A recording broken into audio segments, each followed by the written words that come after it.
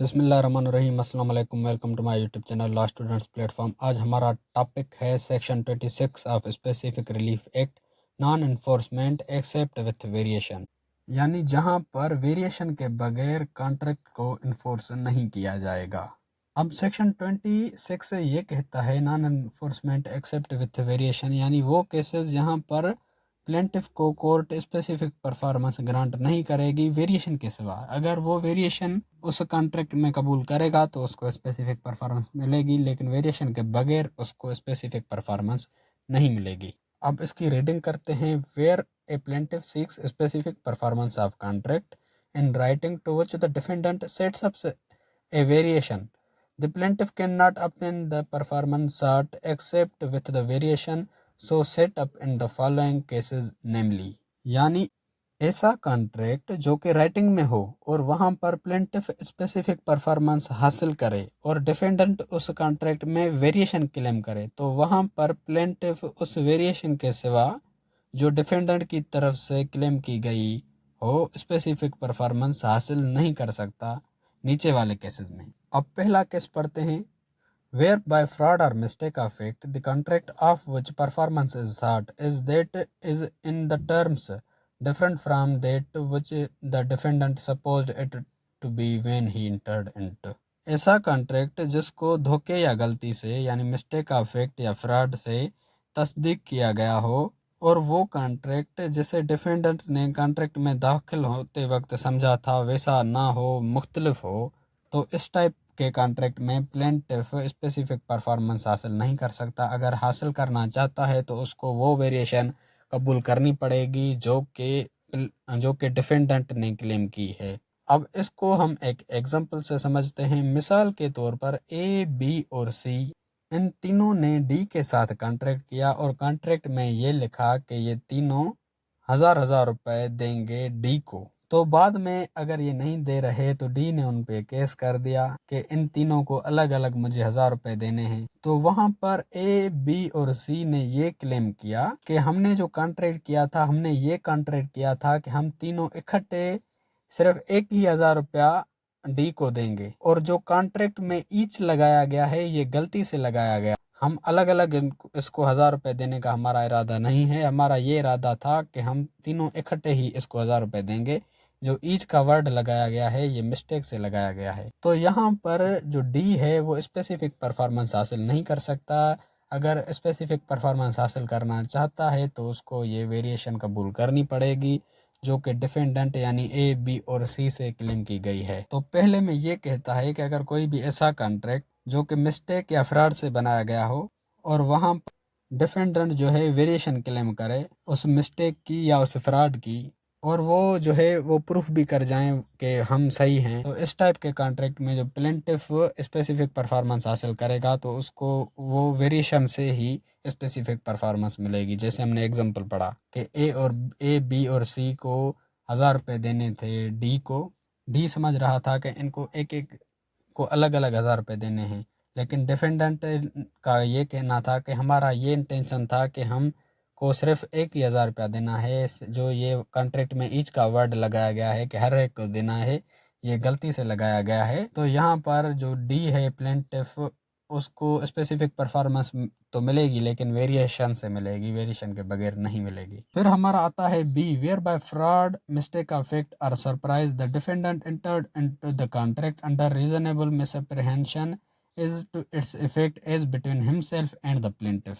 जहां पर fraud, mistake या सरप्राइज से डिफेंडेंट गलत फहमी में आके कॉन्ट्रैक्ट में एंटर हो और उस गलत फहमी का असर डिफेंडेंट और प्लेंटिफ पर हो, तो इस टाइप के कॉन्ट्रैक्ट में भी जो स्पेसिफिक परफॉर्मेंस मिलेगी वो वेरिएशन से मिलेगी, वेरिएशन के बगैर नहीं मिलेगी। अब इसको भी हम एक एग्जांपल से समझते हैं। मिसाल के तौर पर ए और बी के बीच में कोई कॉन्ट्रैक्ट हुआ था। ए ने बी को कहा था कि मैं आपको एक घर सेल करूंगा, लेकिन बी अब जो है वो घर नहीं खरीद रहा, तो ए ने उस पे स्पेसिफिक परफॉर्मेंस के लिए सूट दाखिल कर दी है। तो बी ये कहता है कि जब मैं कॉन्ट्रैक्ट में एंटर हुआ था तो मैंने समझा था कि इस घर के साथ साथ यार्ड भी है, यानी इस घर के साथ साथ जो है सहन भी है, लेकिन जब कॉन्ट्रैक्ट बनाया गया था तो वहां पर डाउट्स क्रिएट हो रहे थे कि इसमें जो है यार्ड इंक्लूडेड है या नहीं है। तो यहाँ पर कोर्ट जो है ए को स्पेसिफिक परफॉर्मेंस रिफ्यूज कर देगी, लेकिन अगर ए स्पेसिफिक परफॉर्मेंस हासिल करना चाहता है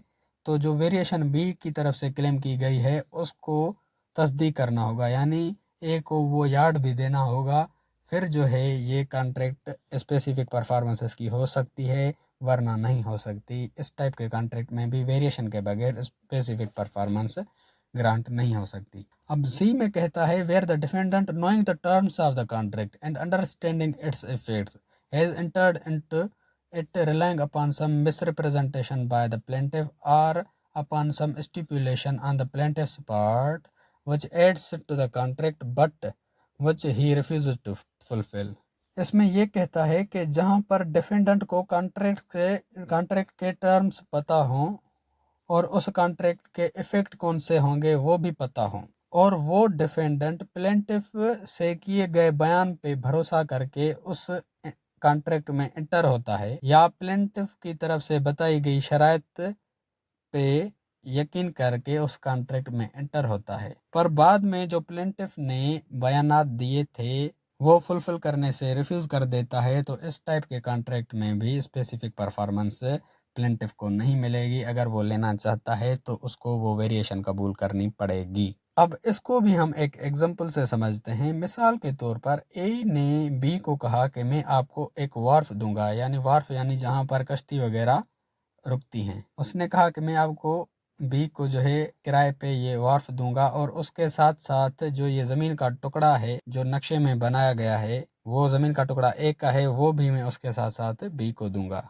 अब कॉन्ट्रैक्ट साइन होने से पहले बी ने ओरली ये कहा कि जो आपने कॉन्ट्रैक्ट में ये ज़मीन का टुकड़ा स्ट्रिप ऑफ लैंड मेंशन किया है, मुझे ये आज़ादी दो इस ज़मीन के टुकड़े के बदले में कोई दूसरा जमीन का टुकड़ा सिलेक्ट करूं, आगे चल के मुझे ये आज़ादी दो। तो ए जो है उस वक्त कहता है ठीक है, ए एग्री हो जाता है। तो ये उसकी कोई मिसरिप्रेजेंटेशन थी कि बी जो है कॉन्ट्रैक्ट में एंटर हो जाए। अब बाद में जो ए है वो कहता है कॉन्ट्रैक्ट हो जाता है, तो ए बी को कहता है कि आपको मैं यही स्ट्रिप ऑफ लैंड दूंगा जो कि इस कॉन्ट्रैक्ट में मेंशन है, दूसरा मैं नहीं दूंगा।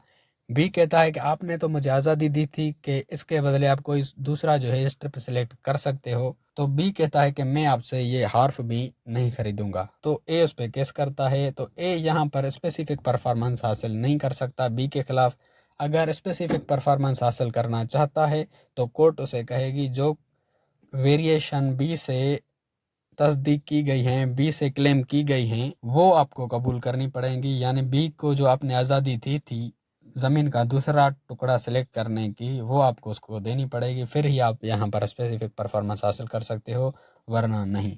अब डी में कहता है where the object of the parties was to produce certain legal result which the contract is framed is not calculated to produce. जहाँ पर दोनों पार्टीज का सर्टेन लीगल रिजल्ट्स प्रोड्यूस करने का मकसद हो, लेकिन वो लीगल रिजल्ट प्रोड्यूस नहीं कर सकें। अब इसको भी हम एक एग्जांपल से समझते हैं। ए और बी एक नेगोशिएशन की कि वो बी के लिए एक ज़मीन जो है सिक्योर करेंगे बी की लाइफ के लिए। जब तक बी जिंदा होगा वो ज़मीन बी की होगी और बी के बाद वो उसके बेटे की होगी, रिमाइंडर इशू यानी रिमाइंडर टू हिज इशू, यानी बी के मरने के बाद वो ज़मीन उसके बेटे की होगी। ये जो है वो इस बात पे वो नेगोशिएट कर रहे थे, बातचीत कर रहे थे।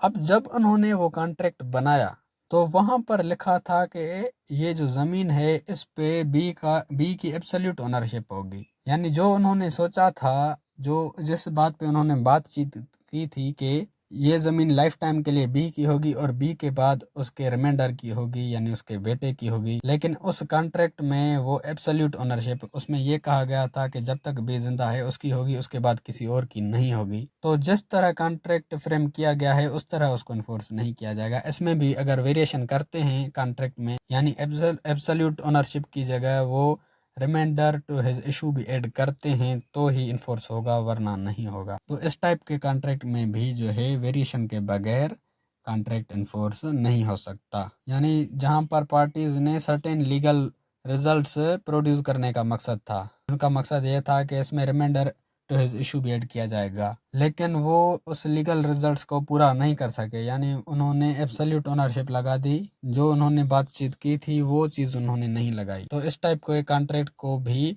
इन्फोर्स नहीं किया जाएगा। अगर इन्फोर्स करना चाहती है पार्टी तो उसको वो वेरिएशन लगानी पड़ेंगी जो उन्होंने पहले सोची थी, यानी उनमें उनको जो है रिमाइंडर भी ऐड करना पड़ेगा। ई में कहता है, जो कि हमारा लास्ट है, where the parties have subsequently to the execution of contract contracted to vary it, यानी जहां पर पार्टीज ने कॉन्ट्रैक्ट के बनने के बाद उसी कॉन्ट्रैक्ट को चेंज करने का कॉन्ट्रैक्ट किया था। अब हम इसको भी एक एग्जांपल से समझते हैं। मिसाल के तौर पर ए और बी के बीच में एक कॉन्ट्रैक्ट हुआ। ए ने बी को कहा कि मैं आपको ये किराए पे घर दूंगा सर्टेन टाइम के लिए, और इसका जो किराया होगा वो महाना 100 रुपया होगा। और ए ने बी को कहा कि मैं आपको ये घर जो है पहले रिपेयर करवा के दूंगा। अब इनके बीच में ये कॉन्ट्रैक्ट हो गया।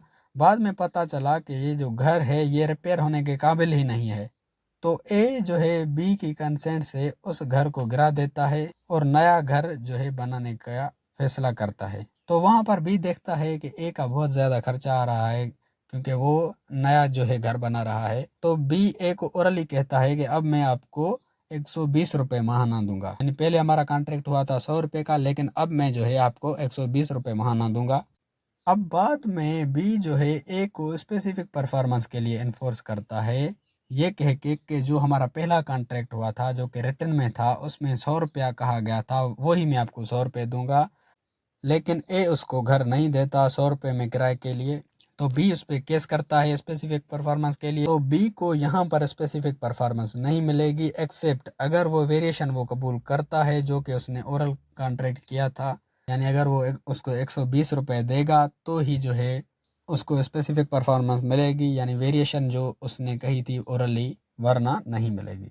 अब इस सारे टॉपिक का हम क्विक रिव्यू करते हैं कि जो फॉलोइंग कॉन्ट्रैक्ट्स हैं ये वेरिएशन से ही इन्फोर्स होंगे, वेरिएशन के बगैर इन्फोर्स नहीं होंगे। अब पहले में कहता है कि अगर कोई भी ऐसा कॉन्ट्रैक्ट जो फ्रॉड या मिस्टेक से बनाया गया हो और डिफेंडेंट का इंटेंशन वहाँ कोई और था लेकिन कॉन्ट्रैक्ट में कुछ और लिखा गया, तो इस टाइप के कॉन्ट्रैक्ट को वेरिएशन के बगैर इन्फोर्स नहीं किया जा सकता। इसका हमने मिसाल पढ़ा था कि मिसाल के तौर पर ए बी और सी ने ये इरादा किया था वो तीनों इकट्ठे डी को पैसे देंगे 1000 रुपये, लेकिन डी ने उन पे केस कर दिया कि आपको हर एक को अलग अलग 1000 रुपये देने हैं क्योंकि यहाँ पर लिखा है ईच हैज़ टू पे द 1000 रुपीज़। तो ए बी और सी ये क्लेम करते हैं कि जो ये ईच लगाया गया है ये गलती से लगाया गया है, हमारा ये इंटेंशन नहीं था कि हम अलग अलग देंगे, हमारा ये इंटेंशन था कि हम तीनों इकट्ठे मिलके 1000 रुपये देंगे। तो अगर यहाँ पर डी यहाँ पर स्पेसिफिक परफॉर्मेंस हासिल करना चाहता है तो उसको ये वेरिएशन से ही मिलेगी, यानी जो वेरिएशन डिफेंडेंट ने क्लेम की है उसको कबूल करना पड़ेगा, फिर ही उसको स्पेसिफिक परफॉर्मेंस मिलेगी, वरना नहीं मिलेगी। और दूसरे नंबर में कहता है कि रीजनेबल मिसअप्रहेंशन, यानी जहां पर डिफेंडेंट ने गलत फहमी में आके उस कॉन्ट्रैक्ट में एंटर हुआ और उस गलत फहमी का असर जो है प्लेंटिफ और डिफेंडेंट दोनों पे हो रहा हो। जैसे मैंने आपको बताया कि ए ने समझा था कि इस घर के साथ साथ मुझे ये यार्ड जो है सहन है वो भी मिलेगा, इसलिए वो कॉन्ट्रैक्ट में एंटर हुआ, लेकिन उसको सिर्फ घर दिया जा रहा है। तो जो अगला बंदा है जो सेलर है वो इसको इन्फोर्स नहीं कर सकता स्पेसिफिक परफॉर्मेंस के लिए। अगर इन्फोर्स करेगा तो उसको ये जो वेरिएशन क्लेम कर रहा है, जो ये कह रहा है कि मैंने समझा था कि मुझे ये सहन भी मिलेगा, वो वेरिएशन उसको कबूल करनी पड़ेगी, यानी इसको घर के साथ साथ सहन भी देना पड़ेगा, तब ही जो है ये कॉन्ट्रैक्ट इन्फोर्स कर सकेगा। ये कहता है कि मिसरिप्रेजेंटेशन बाय प्लेंटिफ, जहाँ पर प्लेंटिफ ने मिसरिप्रेजेंटेशन की हो और उस मिसरिप्रेजेंटेशन पे डिफेंडेंट ने यकीन किया हो, या फिर प्लेंटिफ ने कुछ शराइत रखे हों और बाद में उस शराइत को वो पूरा ना कर रहा हो, तो इस टाइप के कॉन्ट्रैक्ट में भी प्लेंटिफ स्पेसिफिक परफॉर्मेंस हासिल नहीं कर सकता। अगर स्पेसिफिक परफॉर्मेंस हासिल करना चाहता है तो जो उसने मिसरिप्रेजेंटेशन की थी उसको वो जो है पूरा करे, यानी भले ही उसने जो गलत बयानी की थी उसको हकीकत में ही पूरा करे। जैसे मैंने आपको मिसाल दिया कि ए ने बी को कहा कि मैं आपको ये वार्फ दूंगा और इसके साथ साथ मैं ये ज़मीन का टुकड़ा भी दूंगा। बी ने कहा कि ठीक है मुझे ये हर्फ दो, जो आपने ज़मीन का टुकड़ा कहा है मुझे ये आज़ादी दो कि मैं इस ज़मीन के टुकड़े के बदले दूसरा टुकड़ा जो है वो सिलेक्ट खुद कर सकूं। और प्लेंटिफ यहाँ पर राज़ी हो जाता है कि ठीक है, और बाद में प्लेंटिफ उसको कहता है कि आपको ये हर्फ भी मिलेगा और जो हमने पहले कॉन्ट्रैक्ट में किया था कि ये स्ट्रिप ऑफ लैंड, ये ज़मीन का टुकड़ा आपको मिलेगा, यही लेना है। तो डिफेंडेंट कहता है कि मैं ये जो है आपसे हर्फ नहीं खरीदूंगा, और प्लेंटिफ उस पर केस करता है स्पेसिफिक परफॉर्मेंस का कि मुझसे ये हर्फ भी लो जो है और स्ट्रिप ऑफ लैंड भी लो। और डिफेंडेंट कोर्ट में ये कहता है कि इसने मुझे कॉन्ट्रैक्ट के वक्त ओरली आज़ादी दी थी कि ये स्ट्रिप ऑफ लैंड के बदले आप कोई दूसरा स्ट्रिप ऑफ लैंड सेलेक्ट कर सकते हो, लेकिन अब ये नहीं दे रहा। तो कोर्ट प्लेंटिफ को कहेगी अगर आप स्पेसिफिक परफॉर्मेंस हासिल करना चाहते हो तो जो वेरिएशन डिफेंडेंट ने क्लेम की है उसको आपको पूरा करना पड़ेगा, यानी इसको आपको आज़ादी देनी पड़ेगी। जो ये स्ट्रिप ऑफ लैंड सेलेक्ट करना चाहता है वो करे, फिर ही आपको स्पेसिफिक परफॉर्मेंस मिलेगी, वरना नहीं मिलेगी। और फोर्थ में कहता है certain legal results are not available as thought. जहां पर दोनों पार्टीज ने ये सोचा था कि हम एक सर्टेन लीगल रिजल्ट्स यहाँ पर जो है क्रिएट करने का उनका मकसद था, लेकिन वो मकसद वो पूरा ना कर सके। जैसे मैंने आपको मिसाल दिया कि ए और बी ने एक बातचीत की, नेगोशिएशन की इस बात पे कि वो एक ज़मीन का टुकड़ा, एक लैंड जो है बी के लिए सिलेक्ट करेंगे, सिक्योर करेंगे, और बी के बाद वो ज़मीन जो है उसके लीगल हेयर की होगी, रिमाइंडर की होगी, यानी बेटे की होगी। अब ये बातचीत हो गई, लेकिन कॉन्ट्रैक्ट में सिर्फ ये लिखा गया कि ये प्रॉपर्टी सिर्फ बी की होगी, इसके मरने के बाद इसके बेटे की नहीं होगी। यानी जो उन्होंने सोचा था वो नहीं था, कुछ और था। यानी जो सर्टेन रिजल्ट्स उन्होंने सोचे थे, लीगल रिजल्ट्स, वो वहां पर नहीं थे, कुछ और थे। तो इस टाइप के कॉन्ट्रैक्ट में डिफेंडेंट को स्पेसिफिक परफॉर्मेंस के लिए इन्फोर्स नहीं किया जा सकता वेरिएशन के बगैर। अगर वो वेरिएशन वो लगा देते हैं, यानी बी के साथ साथ अगर बी मर जाता है तो ये जो प्रॉपर्टी है वो रिमाइंडर की होगी, उसके बेटे की होगी, वो भी अगर चीज़ वो लगा देते हैं तो ये इन्फोर्स हो सकता है। और फिफ्थ और last, parties contract very contract, यानी जहां पर पार्टीज ने एक कॉन्ट्रैक्ट किया और बाद में उसी कॉन्ट्रैक्ट को चेंज करने का कॉन्ट्रैक्ट किया, तो इस टाइप के कॉन्ट्रैक्ट में भी जो कॉन्ट्रैक्ट चेंज हुआ है वही इन्फोर्स हो सकता है, पहले वाला कॉन्ट्रैक्ट इन्फोर्स नहीं होगा। जैसे मैंने आपको मिसाल बताया, ए और बी के बीच में कॉन्ट्रैक्ट हुआ, ए ने बी को कहा कि मैं आपको ये जगह किराए पे दूंगा, बी ने कहा ठीक है मैं आपको इस घर का जो है महाना 100 रुपये दूंगा, और ए ने कहा ठीक है मैं आपको इसकी थोड़ी बहुत रिपेयरिंग भी करवा के देता हूँ। बाद में ए कहता है कि इसकी जगह की रिपेयरिंग नहीं हो सकती, ये बहुत पुरानी है, तो ए कहता है कि मैं इस जगह को ख़त्म कर देता हूँ और नई जगह बनाता हूँ। और बी देखता है कि ए का बहुत खर्चा आ गया है, तो बी उसको ओरली ये कहता है कि हमने जो कॉन्ट्रैक्ट किया था 100 रुपये का, अब मैं आपको महाना 120 रुपये दूंगा। अब बाद में बी जो है उसको अगले कॉन्ट्रैक्ट को इन्फोर्स नहीं कर सकता जिसमें ये लिखा था कि आप मुझे 100 रुपये दोगे। 100 रुपये किराया या आप जो है बी जो है ए को देगा, वो इन्फोर्स नहीं कर सकता। जो उसने बाद में वेरी किया था, यानी उसने कहा था ओरली उसको कि मैं आपको अब 120 रुपये दूंगा, उस कॉन्ट्रैक्ट के लिए ही जो है स्पेसिफिक परफॉर्मेंस ले सकता है, पहले वाले के लिए नहीं ले सकता। यानी अगर बी वेरिएशन कबूल करता है 120 रुपये वाली तो ही इन्फोर्स कर सकता है, स्पेसिफिक परफॉर्मेंस हासिल कर सकता है, वरना नहीं। अगर आपको स्पेसिफिक रिलीफ एक्ट के नोट्स चाहिए तो आप डिस्क्रिप्शन में दी गई लिंक पर क्लिक करके स्पेसिफिक रिलीफ एक्ट के नोट्स डाउनलोड कर सकते हो। तो ये था हमारा आज का टॉपिक। उम्मीद है कि आपका कॉन्सेप्ट क्लियर हो गया होगा। अगर आपके लॉ स्टूडेंट्स का एक ग्रुप है, उस ग्रुप में ये वीडियो लाजमी शेयर करें, ये पर्सनल रिक्वेस्ट है आपसे। खत्म। अगर आपको लॉ के रिगार्डिंग किसी भी टॉपिक की वीडियो चाहिए तो वो टॉपिक लिख के साथ में LSP लिख के सर्च करेंगे तो आपको सबसे पहले मेरी वीडियोस मिल जाएंगी, जिससे आप अपना इजीली कॉन्सेप्ट क्लियर कर सकते हैं। या फिर अगर आप मेरे चैनल की प्लेलिस्ट में जाते हैं तो वहाँ पर आपको हर सब्जेक्ट की अलग से प्लेलिस्ट मिल जाएगी, जहाँ पर उस सब्जेक्ट के सारे वीडियोज़ मिल जाएंगे आपको।